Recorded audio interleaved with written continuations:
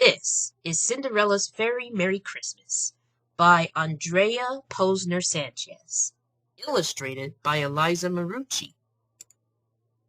Look, it's snowing, Cinderella announced to Gus and Jack. Christmas was just a day away, and the princess was very excited about her first holiday with the prince. It's going to be just as I've always dreamed. Cinderella looked all around the castle's grand living room. I can put a wreath on the door, some stockings on the mantel, a tree by the window, tree too big for me, Gus, and Cinderella to carry, interrupted little Jack.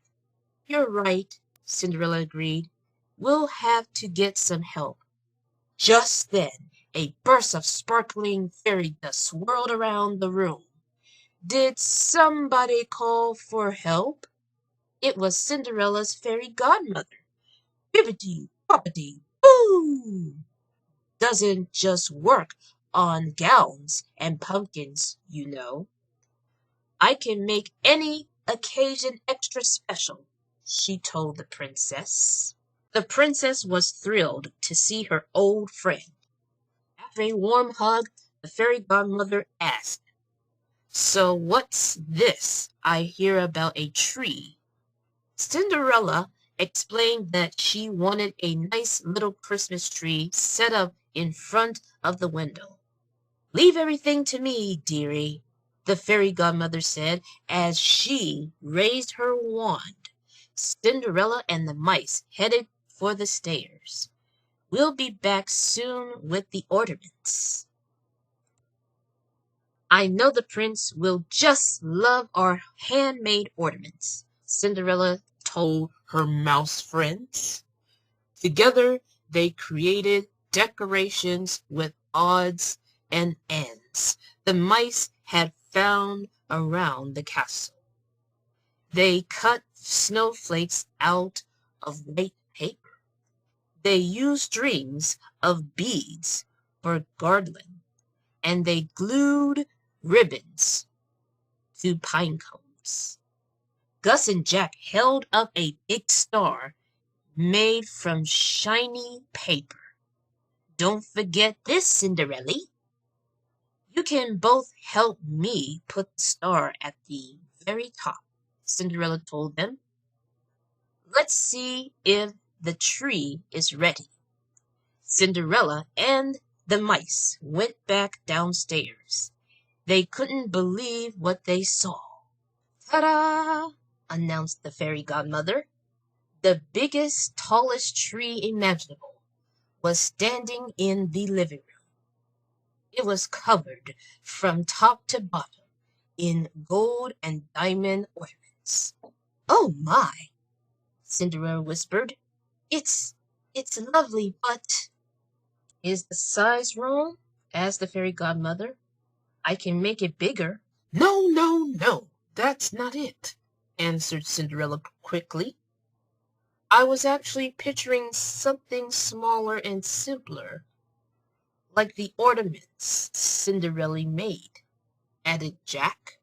The fairy godmother knew just what to do.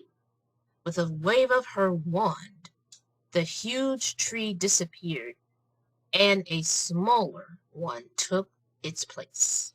It's perfect, Cinderella told her, clapping her hands with delight. Let's hang the ornaments and place the star on top. Now we can work on the gifts for the prince, Cinderella suggested.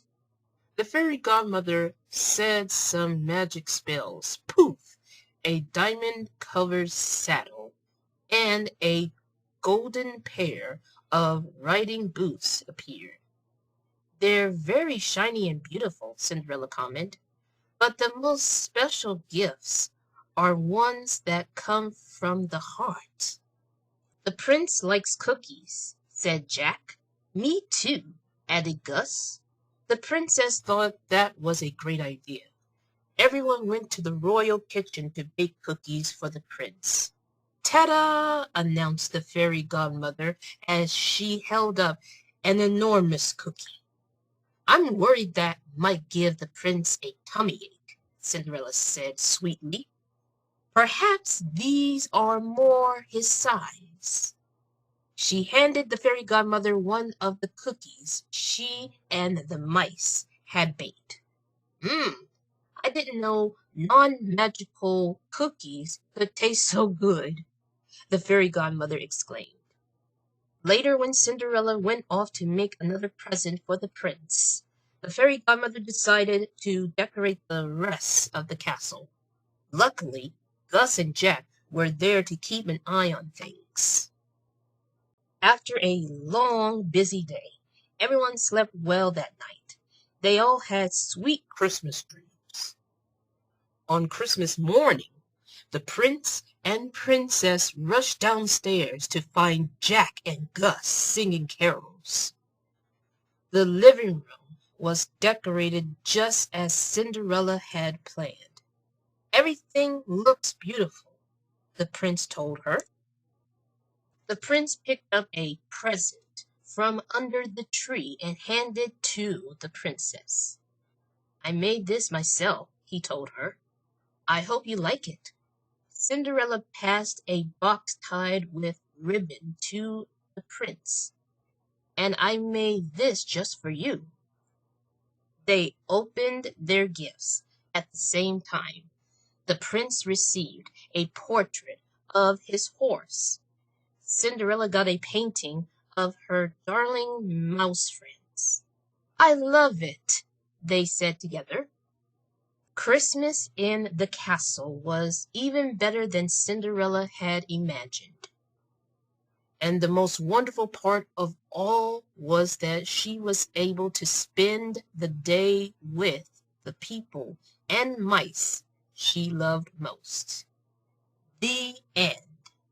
Now that you heard this story, I just want to wish you all a very Merry Christmas. Have a Happy New Year. May God bless you and have a wonderful day.